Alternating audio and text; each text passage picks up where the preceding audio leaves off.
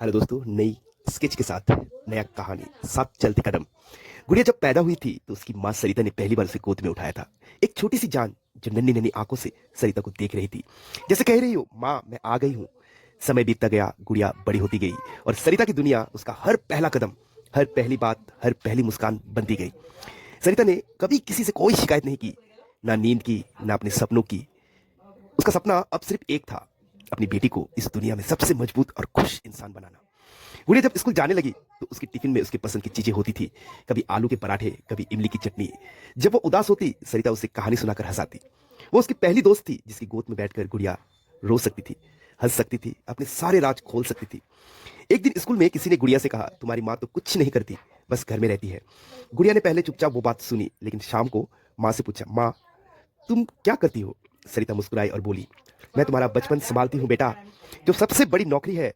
उस दिन पहली बार गुड़िया को एहसास हुआ कि माँ होना कितना महान होता है। समय बीता और गुड़िया कॉलेज गई। अब सरिता की जगह उसकी सहेलियां ले रही थी, लेकिन माँ को वो इंतजार, जब वो देर रात लौटती थी, वही रहा। उसकी पसंद की चाय वही बना रही थी, उसकी थकान को बिना कहे समझने वाला वही थी। एक दिन गुड़िया उदास होकर बोली, माँ तुम मुझे कभी कुछ करने नहीं देती, हर बात में दखल देती हो। सरिता चुप रही, उसने कुछ नहीं कहा। लेकिन अगली सुबह जब गुड़िया उठी तो उसके टेबल पर एक चिट्ठी रखी थी।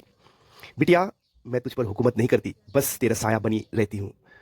तू जब रोती है तो मेरी आत्मा कांपती है, तू जब गिरती है मैं बिना बोले तुझे थाम लेती हूँ। अगर कभी तुझे मेरी जरूरत ना लगे तो भी मैं यहीं रहूंगी, छाँव की तरह। गुड़िया की आंखों में आंसू थे। वो माँ के पास गई और गले लगाकर बोली, माँ तुम मेरी सबसे बड़ी ताकत हो। समय और आगे बढ़ा। अब माँ बेटी सहेली बन गई थी, साथ में मार्केट जाना, मूवी देखना, रात को एक दूसरे से दिल की बातें करना। जैसे समय भी इन दोनों के प्यार को देखकर मुस्कुराता था। एक दिन सरिता बीमार पड़ी। गुड़िया ने सब कुछ संभाल लिया, दवाई खाना, देखभाल, सब कुछ। और एक रात सरिता की गोद में सिर रखकर बोली, माँ आज मैं तेरी माँ बन गई हूँ, लेकिन तू फिर भी मेरी वो छोटी सी गुड़िया संभालने वाली माँ ही है। ये माँ बेटी का रिश्ता ऐसा होता है, कभी साया, कभी दोस्त, कभी गुरु, और हमेशा बिना शर्त प्यार देने वाला। ये रिश्ता ना कोई उम्र देखता है, ना कोई दूरी, ये बस एक दिल से दूसरे दिल का सफर होता है, साथ चलते कदमों की कहानी।